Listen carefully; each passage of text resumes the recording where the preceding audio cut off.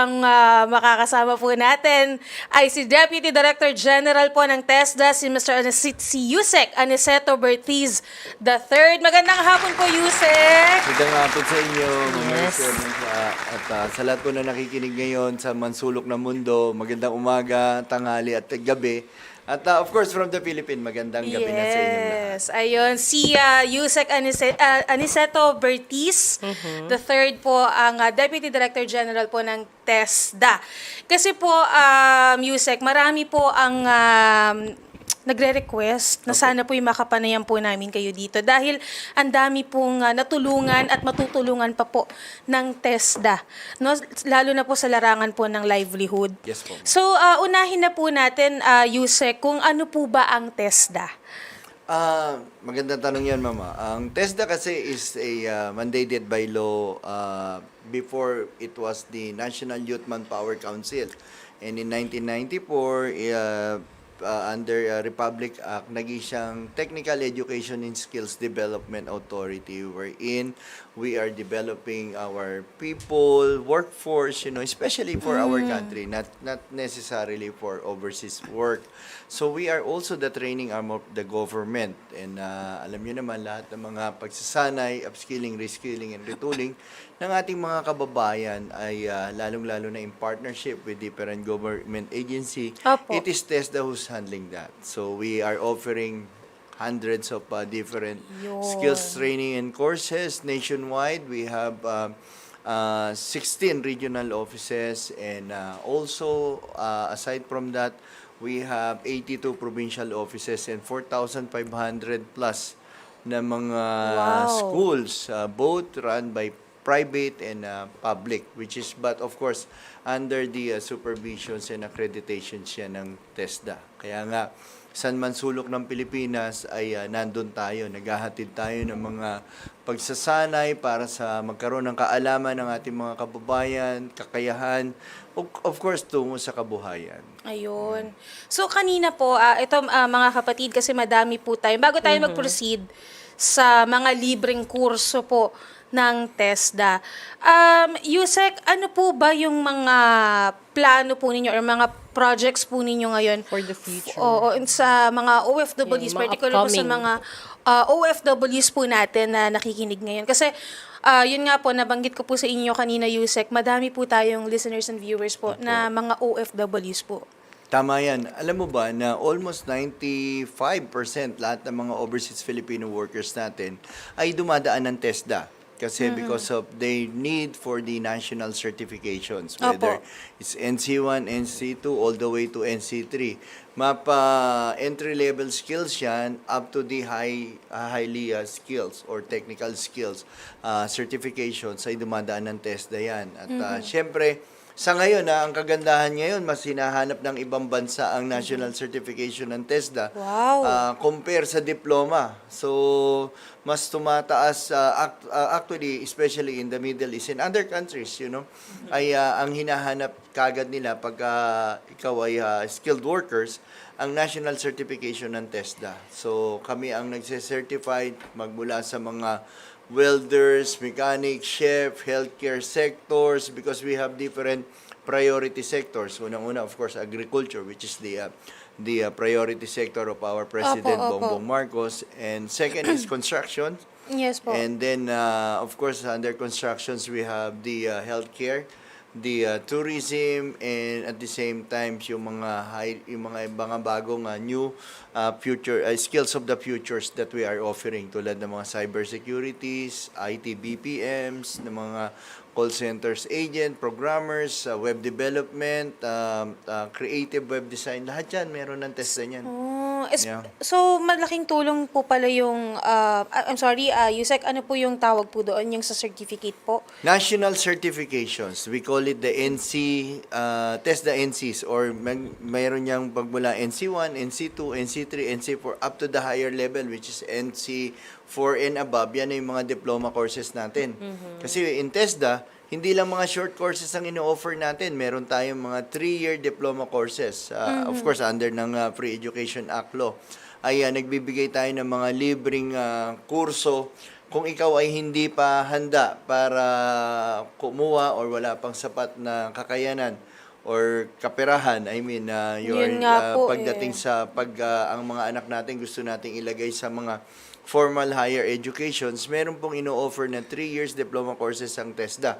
Halimbawa, gusto mong maging mechanical engineer at hindi pa naman kaya, so we have a mechanical engineering technology, food technologies, HRM, computer technicians or computer technologies, lahat yan. So, in availing this type of program ng TESDA, bayad lahat ng TESDA yan. Tuition fee mo, book, allowances, lahat, everything. And 3 taon yan na funded ng TESDA. So, we are preparing you for a 2 pathway. First pathway is the gearing towards to going to formal and higher education, yung mga gusto na magtuloy. And immediately, yung mga graduate naman natin, diretso ng industry, yung ayaw ng magtuloy ng higher educations. Kasi nga, pagka-graduate mo ng 3-year diploma course ng TESDA, ay minimum of at least 12 national certification ang matatanggap 12? mo. So, ibig sabihin, talagang super ready ka sa ano man yung kinuha mo, whether engineering yan, agriculture, construction yan, or tourism man yan, or IT BPMs, ready ka talaga. Pero Yusek, linawin ko lang po libre po ang mga kurso po sa Kasi TESDA. may ibang nasa scam na sinisingil sila. Yeah. So, para lang from you na rin. So, libre po talaga. Yes, ma'am. Libre Everything. po yan, ma'am. Ang TESDA ay lalong-lalo na kung ito ay kinuha mo sa isang TESDA institutions. Meaning, ito yung mga TESDA accredited centers natin, yung mga TAS natin. Pero hindi pa rin natin maaalis na may mga pribadong sektor na mga accredited ng TESDA na naniningil sila ng tuition fee. Kasi hindi naman 100% porket TESDA school yan, nagbibigay ng libre yan. Of course, it's a private school, you know. Parang Kumbaga, accredited lang po ng pwede TESDA. kang, Yes. meron kasing meron talaga mga individual or learners that they can afford naman. So to pay for for example, culinary arts, yung So, mga they can cookery choose a natin, school 'di na ba? gusto So nila. kahit mga para bang top class na mga yan, na mga schools for culinary, ay na-accredit ng TESDA yan kasi they need our assessment and certification. So, pero they are charging also because of their the names, affiliations, foreign affiliations. So, nagcha-charge sila. But, meron din silang slot na kinukuha sa amin. Part of the CSR nila yan. Halimbawa, we are giving them in each batches, halimbawa 50.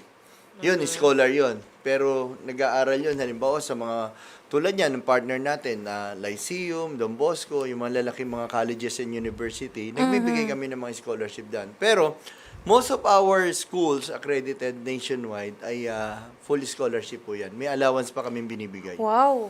Yan. May allowance. Pwede tayong jumoin. Mag-join kaya Yeah, tayo yeah, sa of course, TESDA. marami tayong... Doon tayo sa bread and pastry. Yeah. Paano yun, Yusek? May...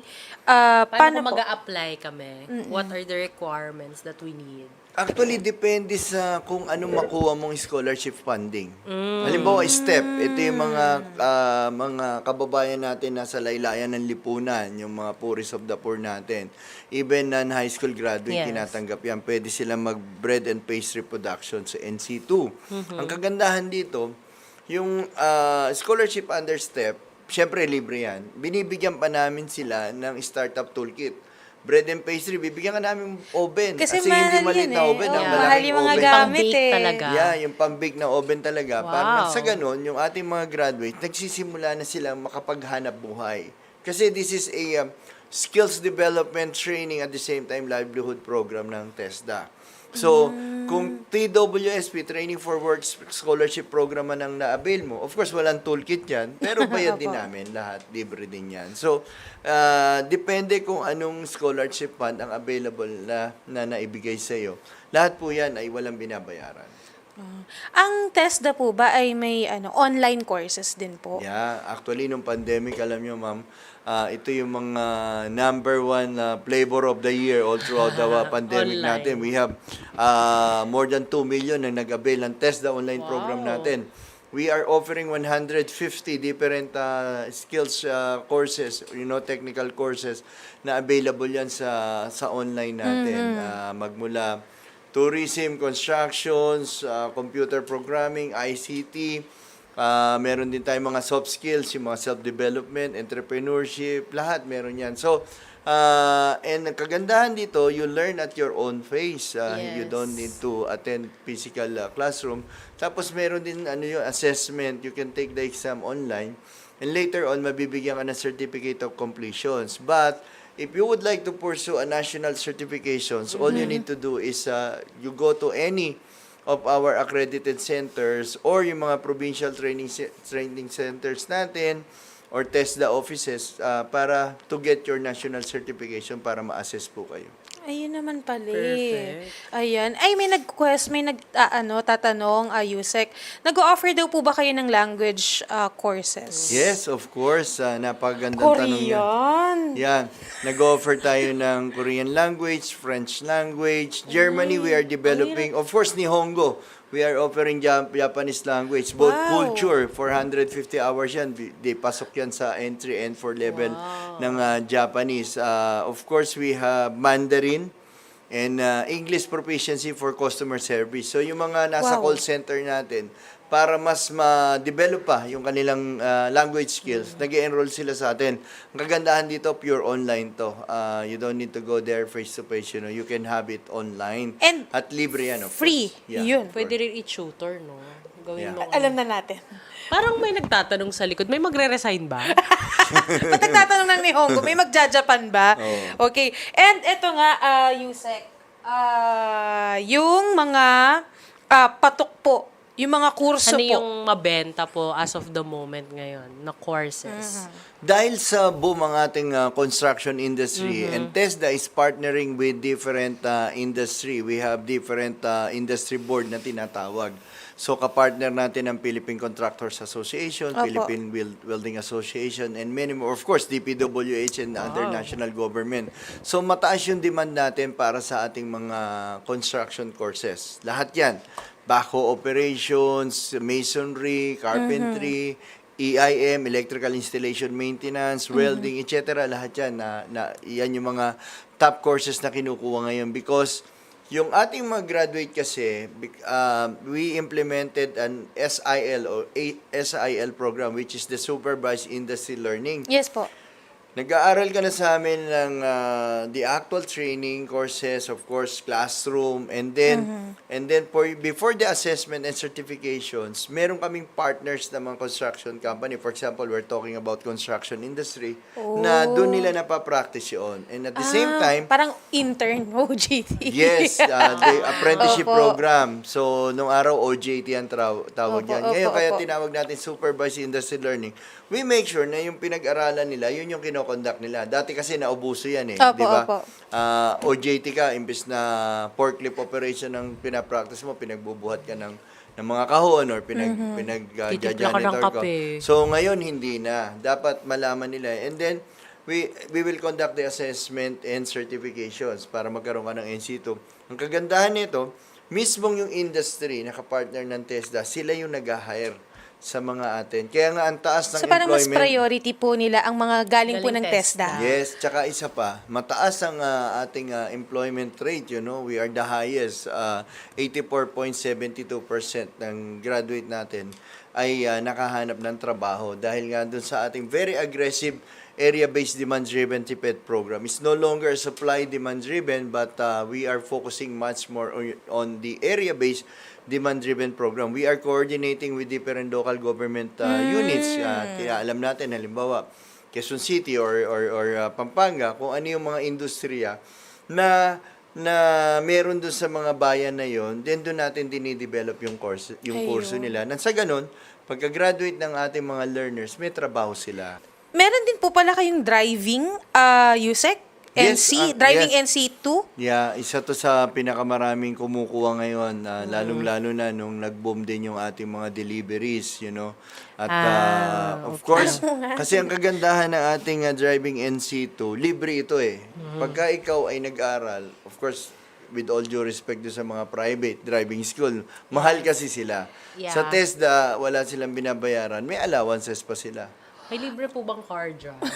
Yun lang ang hindi natin pwede Hindi pa ilibre. ma-provide ngayon. Sayang naman. Yun Pero na. enroll kita. Pero, Yusek, yun po ba yung parang kung ano rin yung pinag-aaralan sa mga driving school? Mas in-depth yung sa atin. Mas in-depth yung sa TESDA. Kasi for work talaga. Yeah, kasi ang kinoconduct natin, of course, aside from road safetyness module, meron din tayo mga PMS, Preventive Maintenance Services, nang hindi ka lang sakay sa sasakyan mo. Alam mo kung paano mag-check ng baterya, mag-check ng tubig, ng mga tire nasiraan. pressure, yung wow. walk around doon. Then, ang pinaka-importante talaga, yung mga signages sa kalsada. Yes. Kasi marami Iwasan yung sa kamote. yan, marami sa ating mga kababayan na hindi nila alam kung ano yung mga Yes. double yellow lane, broken lanes, di ba? Opo. Hindi naman dekorasyon sa kalsada Yes. yan, especially Kailangan major pong highways. Yan. So, ito lang yung mas in-depth talaga yung mas malalim yung mga modules natin pagdating po sa TESDA. Yan. Oo. Ganun din yung ating motorcycle driving safety. Ah, meron din meron tayong din. Yun, iba pa yun, Yusek. iba yung Iba kasi. 4 wheels, iba rin yung 2 wheels. Kaya mas maganda rin sa atin kasi mas nakafocus tayo doon sa mga riders para maging safety sila, maging safe sila. Ganun na rin yung other commuters. Hindi yung singit lang sila ng singit kung saan-saan. O, yan ha. Makinig kayo kay Yusek. Yan. Pero alam mo, Yusek, maganda rin to kasi yung mga nanay at tatay din po natin dyan na nagbabalak na libre pala yun. Of Yes. course. Diba? Na akala nila. Ito nga po, Yusek, ang mga katanungan dyan, may age limit po ba sa TESDA? Yun ang kagandahan sa TESDA. Of course, minimum of at least 15 years old and above. You know, with Wait, the age of 15. 15 pwede na. Ito yung magsisimula ka sa mga community-based training natin. Even hindi ka high school graduate kasi may mga tinatawag tayong special client tulad ng IPs, Indigenous People, Opo. yung mga displaced people natin from the provinces. Of course, OFW Yeah. number one sa mga special clients natin dyan, PWD, solo parents, seniors, dahil dyan. Even DPDLs, yung hindi public display, Opo. persons with deprived of liberties. Kaya naglalagay na rin tayo ng mga pagsasanay ng TESDA sa mismo mga loob ng ating piitan. Kasi so that they can reintegrate pati po when they go out. May alam sila mga skills training. And then, of course, age, wala tayong pinipiling edad as long as the body or you can able to perform that certain tasks. Sabi ko nga sa inyo, yung TESDA online natin, from 15, even younger than that, may mga tumukuha niyan, lalo-lalo na sa mga web development natin, games development natin, at iba pa. Pero, pati yung mga matatanda, cover din natin yan hanggat kaya nila. Oo. Kasi yung ibang matatanda gusto mag-open ng bakery. Yeah, yung Mga late bloomer na. mga AOPs natin, agriculture organic Yes. programs natin. Ano yun, Yusek, yung sa agriculture naman po? Dito sa atin, sa urban, may urban organic farming tayo eh. Yung mga during the pandemic, yung dating mga plantita, nagtatanim sila ng mga herb tulad Yeah, ng mga halimbawa, gulay-gulay. mint, basil, or rosemary na ginagamit, or lettuce na pwedeng tumubo. Yun, they can actually do that. And of course, yung agriculture natin, marami tayong programa sa agriculture. Kaya nga nainganyo rin yung mga kabataan natin kasi we have introduced yung mga drone agriculture operations natin. Drone. Ibig sabihin, minomonitor mo yung crop mo through drones. Wow. Yeah. So, ito yung Grabe, oo. naka-drone. Pati yung mga nutrients ng lupa through a satellite na rin. May mga programs na yan. And then we have introduced also yung mga solar irrigations. We call it the renewable energy that we are using. Lalo ngayon, tag-init, mahal ang krudo, tumataas. So we are helping our farmers and train them how to use yung mga solar irrigations natin. Ang nagpapatakbo sa mga bomba nila is puro mga solar power na. Wow. Doon Yeah, ako of course. naloka sa drone. Not only that, the complete value chain ng agriculture, pasok ang Yeah. TESDA dyan. From the crop preparations, animal productions, plant productions, harvest, up to the processing and packaging, all the way to distribution. So, meron tayong mga programang binibigay ng TESDA. So ito po, Yusek, ano po ba yung mga requirements po no, na hinihingi po ng ating mga institusyon po. Tulad nga ng sabi natin, of course, this is a government fund, so we have to make sure na Filipino citizen sila Yeah. at nasa tamang edad. May mga scholarship program tayo tulad ng ating diploma program. At least K-12 graduate yan. Yun ang hinahanap natin. Ganun na rin yung Training for Work Scholarship program natin. At yung mga STEP program naman natin, o yung mga BKSP, Barangay Kabuhayan Technical Skills Program, ay wala naman pong problema kahit hindi sila high school graduate. Yan. Oh, Pero meron din rin po tayo mga training center sa ibang bansa tulad sa Dubai. Wow. May mga iba tayong mga training center diyan, at we are continue partnering with different countries nang sa ganon yung mga kababayan na natin nandun can also avail Yeah, our para hindi na sila skills and lumayo. training program po. Oh, that's really nice. Sa bawat kurso po ba, Yusek, iba't iba po yung oras na kailangan po nilang punan? Yes, dati nung during the pandemic, we have different teaching modality. Meron kaming 50%, 60% online, 40% face to face. Pero sa agriculture natin, even pandemic naman 100% tayo niya. Ngayon nagbukas na, kaya almost lahat face to face na ang ating mga klase.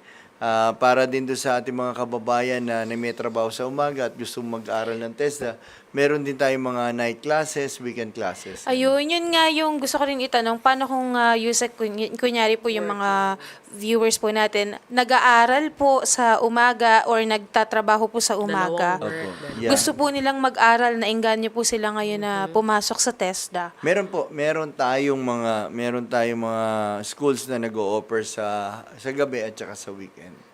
Yan. Uy, Dahil full na tayo full face to face na po tayo. Yusek, maisantabi ko na muna ha. Kasi ito po, Yusek, I think Friday lang po or Thursday, may lumapit po sa amin na marami pong nabibiktima. Actually, marami pong nabibiktima na to, Yusek, na akala po nila accredited yung ng TESDA, yung school. Laging reklamo. Oo, na pinasukan po nila. At hindi lang po yung school, particular na po yung kurso. Nagbibigay ng fake certificates na. Delikado po kasi Kasi sayang yung oras nila, Kasi Yusek, naka-online po yung ating, I mean, you can verify our certificate online. Siguraduhin nyo lang po na ito ay nasa rehistro ng TESDA. You can find it out sa ating website, yung www.tesda.gov.ph, or you can visit our official page. Alam nyo naman po, pagka official ang page, May check. may check po yan. So, yun po yung aming TESDA page. At para malaman nyo rin kung saan-saan po yung ating mga opisina. Mag-iingat lamang po tayo kasi nga sila yung nag-o-offer na pagka kumuha ka ng kurso sa kanila, magkakaroon ka ng chance para makapagtrabaho halimbawa sa Japan, di ba? Which is Opo. not true. Under Republic Act 10022 ay isa yan sa mga provisions ng illegal recruitment. You cannot advertise or publish or use at even a training center para mag-entice ng trabaho sa ibang bansa. Sir, paano nila check if accredited yung school? They can visit our website. Website They can yan. call our Okay.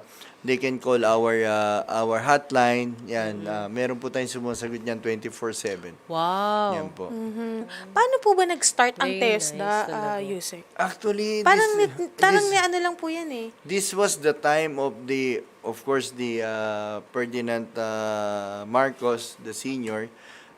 This is under the NMYC, the National Manpower Youth Council. So siguro hindi ka pa pinapanganak, Hindi pa kayong nga po, pareho nun. Yusek.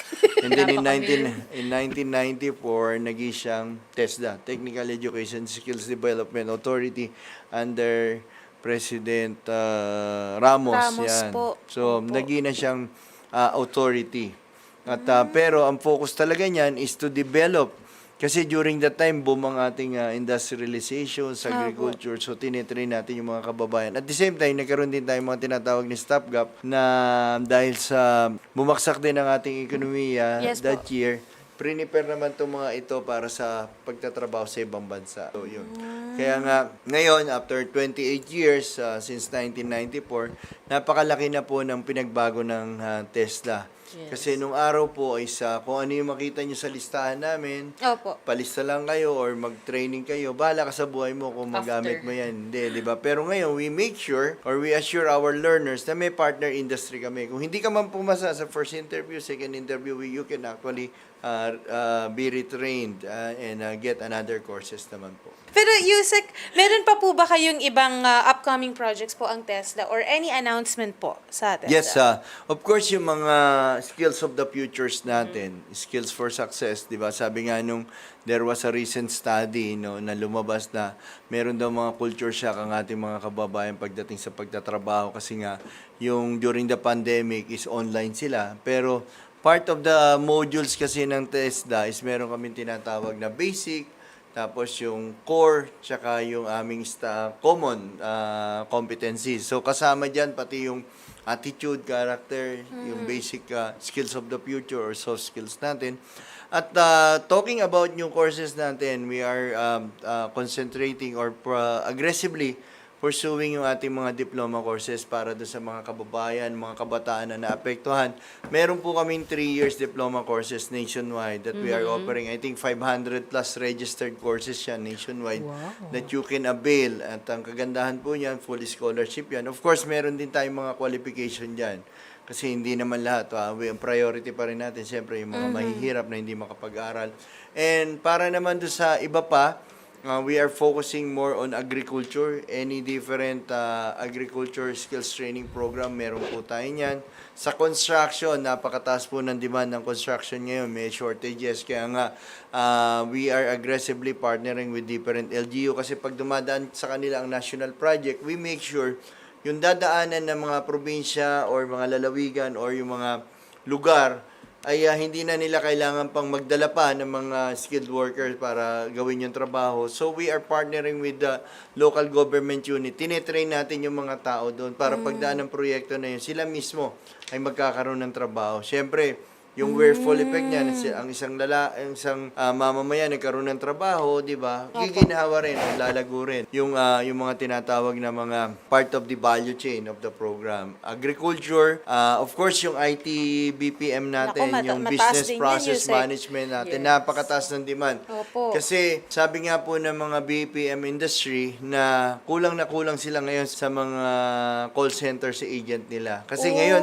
hindi lang voice meron na ring meron tayong Back tinatawag office na po. back office, non-voice, that's covering medical, customer service support. Pati yung mga nasa online na nagmo-monitor ng inyong mga order, ang taas din po ng demand yan. Of course, yung mga, andyan pa rin yung healthcare natin. Tourism, our country has already opened up with our different visitor. So, tumaas na yung mga demands ng hotel natin. And one good thing, we are exploring a partnership with Department of Tourism.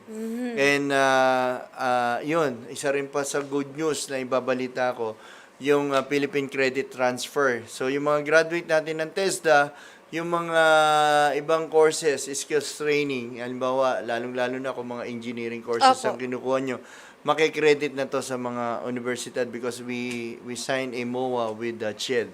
Ito yung Memorandum Philippine of Credit Agreement. Transfer Yes po. natin. And yung ating mga other courses, tuloy-tuloy yan, caregiver, yung shielded metal arc or yung SMAW, electrical installation maintenance. Ito yung top 10. I'm just mentioning the top 10. Cookery, contact center service program natin. Ibig sabihin, ito yung mga call centers agent. Of course, food and beverage. Pati na rin yung ating mga medical transcriptionist, yung mga web development natin. Yan po yung mga matataas na marami pong nag-aabil. At syempre, sa TESDA ay libre lahat ang ating mga courses and we are also giving allowances.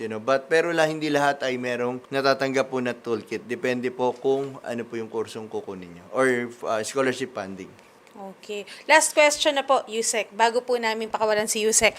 Yusek, meron po bang cut-off po pag sa enrollment po ng TESDA? Tuloy-tuloy ang okay. kurso ng TESDA all year round except for our diploma courses. Of course, kasama po sa education's calendar schedules or year yan. Sumusunod sila. Pero yung mga short courses natin, pag natapos ang isang batch na to, may susunod na isang batch. So, halimbawa, hindi kayo na-accommodate itong batch na to, Pagka Next nag-sign up ko, next batch for sure ma-accommodate na Mabilis kayo. lang naman yun eh. Yeah, Hindi naman may siya, mga short ano courses eh. kami. Of Hindi course, naman siya meron din kalahating kasi yung taon. mga NC3, NC2, NC3 na umaabot ng 3 months to 6 months po. Pero ang kung training. pag gusto ko, Yuse, kunyari, nag-enroll ako sa ganito, gusto ko rin mag-enroll sa ganito, gusto ko rin mag-enroll sa ganito. Sabay. Pwede, pero kailangan tapusin mo muna. Hindi pwedeng sabay-sabay hindi kasi pwede sabay-sabay. yung iba kinakarir eh. Kasi porket na aral lang aral eh. Kasi kaya minomonitor na rin namin kasi ginawa ba nilang livelihood program yung pag-aaral. Although nakakatulong naman sa kanila, nagkakaroon silang